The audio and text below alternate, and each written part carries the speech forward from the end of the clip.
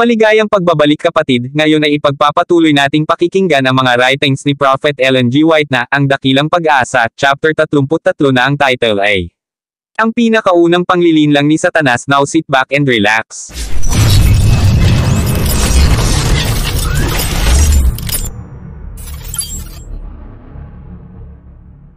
Mga kapatid, higit pa sa kakayahan ng isipan ng tao ang matansya ang kasamaang nagawa ng maling paniniwala sa walang hanggang pagpapahirap. Ang relihiyon ng Biblia, na punong-puno ng pag-ibig at kabutihan, at sagana sa kawan, ay pinadidilim ng pamahiin at dinadamta ng kilabot.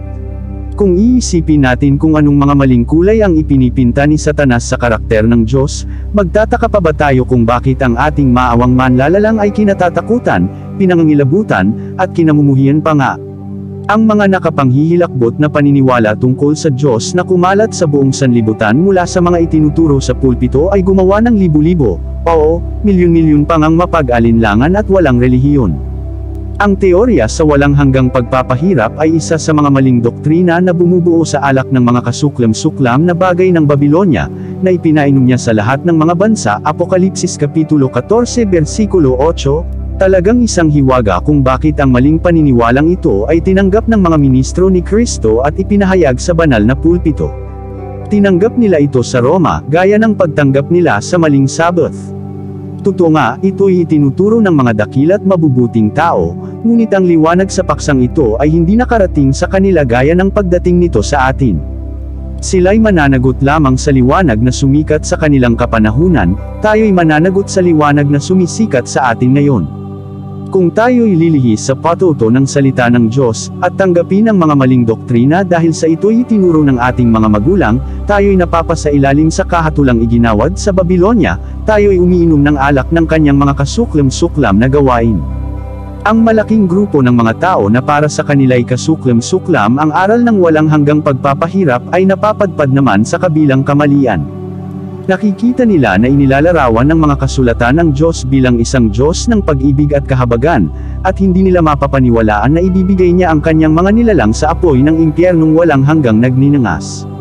Ngunit dahil naniniwalang ang kaluluwa ay likas na walang kamatayan, wala silang mapagpilian kundi ang pagtibay na ang lahat ng tao sa bandang huli ay maliligtas. Ipinalalagay ng marami na ang mga pagbabanta ng Biblia ay ginawa lamang upang takutin ng mga tao para sumunod, at hindi literal na matutupad. Kaya ang makasalanan ay maaaring mamuhay sa pansariling kalayawan, na binabalewala ang mga iniuutos ng Diyos, pero makakaasa pa rin na sa bandang huli ay tanggap sa kanyang kabutihang loob. Ang ganyang doktrina, na lubhang pinagsasamantalahan ang kahabagan ng Diyos, subalit winawalang bahala ang kanyang katarungan ay nakakalugod sa pusong makalaman, at pinalalakas ang loob ng mga makasalanan sa kanilang kasamaan. Upang ipakita kung paanong binabaluktot ng mga naniniwala sa pangkalahatang kaligtasan ang kasulatan para patunayan ang kanilang mga doktrinang nagpapahamak ng mga kaluluwa, kailangan lamang nabanggitin ang sarili nilang sinasabi. Sa libing ng isang kabataang hindi makadiyos, na agad na namatay sa isang aksidente, pinili ng isang universalistang ministro bilang talata niya ang pahayag sa kasulatan tungkol kay David. Siya'y naaliw na tungkol kay Amon, yamang siya ay patay na. Ikalawang Samuel Kapitulo 13 versikulo 39. Madalas akong tinatanong, sabi ng tagapagsalita, kung ano ang magiging kapalaran ng mga pumanaw sa sanlibutan na makasalanan, namatay marahil sa kalasinggan, namatay nang may bahid pa rin ng dugo ng krimen sa kanilang mga damit, o namatay kagaya ng kabataang ito na kailan may hindi nakapagpahayag ng pananampalataya o nagkaroon ng karanasang panrelihiyon. Tayo'y nasisiyahan sa kasulatan, ang kasagutan nito ang lulutas sa nakakapangilabot na suliraning ito. Si Amon ay lubhang makasalanan, hindi siya nagsisi, siya ay nilasing, at habang lasing, siya ay pinatay.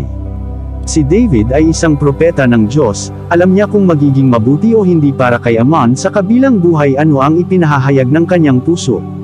Si Haring David ay nanabik na puntahan si Absalom, sapagkat siya'y naaliw na tungkol kay Amon, yamang siya ay patay na.